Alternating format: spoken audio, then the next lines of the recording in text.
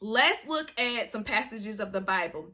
Proverbs 13, verse 3. We know Proverbs is known as a book of wisdom. So these are just wise sayings that are truly encouraging and edifying for the life of a believer. It says, those who guard their mouths preserve their lives. Those who open wide their lips come to ruin.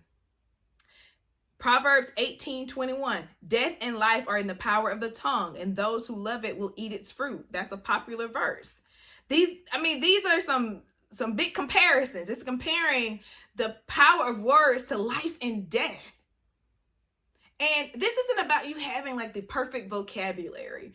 This is just about you being very intentional and careful about the usage of your words, like believing that there really is power in the words that you use and the thoughts that you think.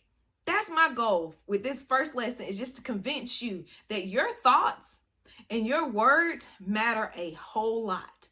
And they don't just matter to you, they matter to God as well.